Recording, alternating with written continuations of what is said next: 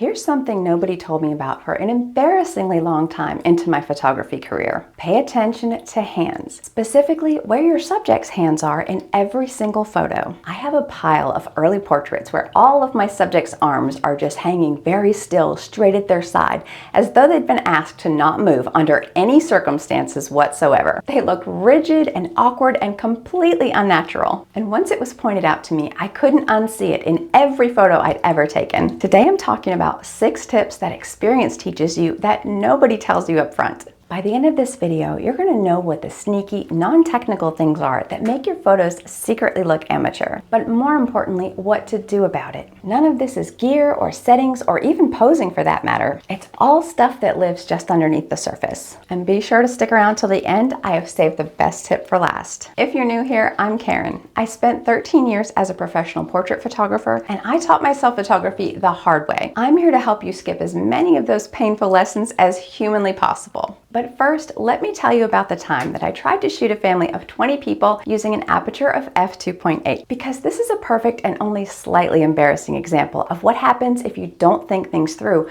before you press the shutter. A client once told me that they wanted just one good photo of their whole family. Simple enough, right? Except their whole family was 20 people. I was trying to organize everybody so they looked really good in the photo, except I kind of made them look like rows of choir singers when I was posing them. The grandmother's knees were about to give out, and 3 kids were already screaming and crying, and I was trying to shoot at f2.8 with these 3 rows of people, which meant the only thing that actually got in focus was the grass in front of everybody's feet. I'll be talking a little bit more about the takeaways from this session a little bit later, so maybe you don't have to learn things the hard way like I did. Before we get into it, if you're still working on the foundational stuff like exposure, white balance, and focus, Shoot Like a Pro is my free guide that focuses on exactly that. It's linked below, go grab it. Tip number 1, pay attention to the details. Things like hands and angles and things that can make your photos look amateur instantly. There's a rule in posing that says if it bends, bend it. Like your arms and your wrists and your legs. Anything that has a joint should be fluid and natural and not be stiff and rigid. When I'm posing guys, I ask them to put their hands in their pockets with their thumbs sticking out so it doesn't look like they have no hands at all. But when you have your hands in your pockets, it helps bend the elbows naturally and look more fluid, instead of having them just stand there with their arms limp at their sides. Another thing that drives me crazy is when you see a guy in a photo draping his arm over a girl's shoulder. This ends up pulling at her hair and tugging at her clothes all weird sometimes, and it just looks like nobody's paying attention and it looks sloppy. So a better solution is just to have them place their hand gently on the opposite shoulder from behind. This will give a completely different result to the photo. These small differences are the difference between a photo that looks intentional and one that looks like everyone's just waiting for it to be over with. Also pay attention to the angles that you're shooting at. If you're shooting subjects from too low and you're aiming sort of upwards at them, did you know this can make your clients' bodies look a lot bigger and make their heads look really tiny? Plus, nobody wants to see photos looking up people's noses. This is not flattering for anyone. So simply shooting at eye level or even slightly above them, that's one of the small adjustments with an immediate payoff. Early on in my career, when I was practicing portraits, I brought out this really elaborate, gorgeous red chair out into the middle of a field. And I had somebody sit in this chair and I thought it looked amazing.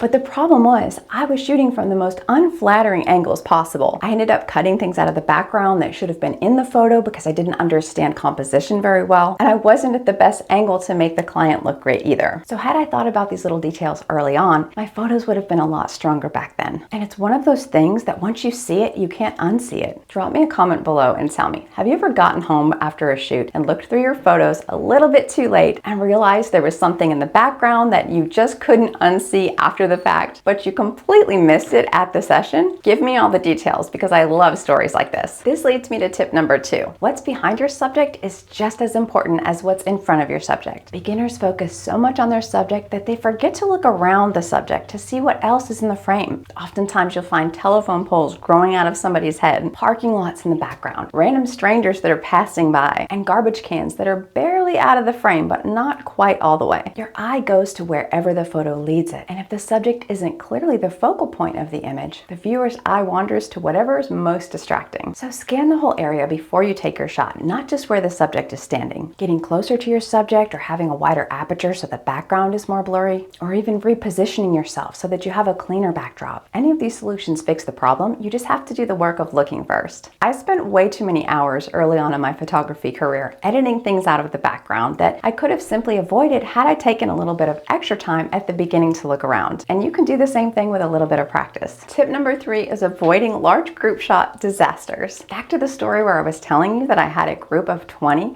that I tried to shoot at f2.8, the one where grandma's knees were giving out and 3 kids were screaming and crying already, and all I got in focus was the grass in the foreground. Nobody tells you early on that shooting with a really wide aperture like f2.8 is going to leave you with a very thin plane of focus, and not very much is going to be in sharp focus. And that was certainly not going to be the back row of people in my case. And then there's the whole issue of what shots are you taking while you're there? Sure, the client's telling you that they only want one good photo of their entire family, but there's always combinations when you have a group that size. There's the grandparents with the kids, there's the parents with their kids, there's the grandparents with their adult kids, and all these different combinations. It's really easy to leave some of those poses out. And I've been to more sessions than I can count where I have absolutely missed shots and somebody came and asked me about them later. Or there's that situation where somebody couldn't be there that day, and so they're asking you later to edit them in from a whole different photo they have on their phone. And that's its own little can of worms. And I did plenty of head swapping in Photoshop in my early days. Do it one time and all of a sudden clients think you can work magic on everything, and they never stop asking. I came across all these different crazy scenarios when I was trying to move people around in group shots that either they weren't there or maybe they needed to be moved a little bit from another photo. But in my more recent years, I would simply just tell clients, hey, I'm sorry I missed the shot. I'm human. Mistakes do happen. So the takeaway here is do your best to try to find everybody in the shots that need to be included and make sure you're getting all the combinations that people want. Eventually, I started charging more for my sessions depending on how many people were going to be in there, because 20 people means they're going to want 20 different combinations. And when your client says they just want one good family photo of everybody, they are absolutely lying. Don't believe a word. The lesson here is when you have a large group of people at a session, think through each of your shots that you need to take and make sure you're including everything that everybody wants, as well as what aperture are you going to shoot with when you have that large group shot. And if there are creative shots that they want to try at the session, make sure you're doing those after you get the shots that you need. Have you ever had a large group session go sideways on you? Drop me a comment and tell me what some of your craziest stories are. It's always nice to be able to laugh about these things in hindsight. Tip number 4, match the energy in the room and not the session that you imagined. I learned a little bit too late that not everybody is going to be great at posing or comfortable with what you suggest that they try. So since not every pose works for everybody creatively, when it's forced in your photos, it's usually quite obvious. If you have a quiet, reserved family and they haven't said a word since they got out of the car, they're probably not the family who wants to try a shot where everybody's jumping off the ground. Save that for the family who's already been talking your ears off 5 minutes into the session. The kids are running around and the energy is already high. Those are the type of people that would be better suited for that sort of pose. Because when you're able to read the room and see what people's personalities are naturally, it's going to show in the results of your photos, and it's genuinely going to make them look better. I started asking clients early on if they preferred a more traditional posed look to their photos or if they'd rather have something more natural and candid. And this told me everything I needed to know about my sessions going into them. And when there is something fun that you want to try experimentally at your session, give your clients a disclaimer and just say, hey, I'd like to try out a certain shot if you're willing to, but make sure that they know that, hey, it might not work out, and that way nobody has any expectations. And if it does work out, they get a few extra shots that they love. And if it doesn't, there's no pressure on you or them. Some clients are just going to be more natural in front of the camera and feel like they can pose or do anything that you ask them to do. And then there's just going to be some clients that only have 2 expressions and they'll move where you ask them to go, but it's going to be a little bit more awkward if you're trying to get them to open up when they're just not that way naturally. So the better you know your clients, the better you can work with what you've got. Tip number 5, understand that technically correct and actually good are not the same thing. A photo can have perfect exposure and sharpness in the right areas, a proper white balance, and be composed really, really well. And at the same time, it can feel completely flat. Technical correctness doesn't guarantee emotion or personality in a photo. It just guarantees technical correctness. But a slightly blurry photo of a kid jumping mid-air with joy all over their face, that photo tells a story. And sometimes that matters more than a perfectly accurate shutter speed. The goal should never be a technically perfect photo. It should be to make somebody feel something. And those are not always the same thing. So this is the gap between a fine photo and a great photo. And it's not something you can fix in your settings. Tip number 6, Start seeing the photo before you ever take it. The shift that changed everything for me wasn't a new piece of gear or a new technique that I learned. It was simply learning to pre-visualize before I ever took any shots. If you walk around a location that you plan to shoot at and visualize where you're going to put your subject, you can start to imagine what the finished image is going to look like before you ever place your subject anywhere. And if you're walking around your location and say, for example, it's fall time and you have this gorgeous tree that has all the beautiful foliage, all the leaves are changing color. If you want to have that tree in the back of your portrait,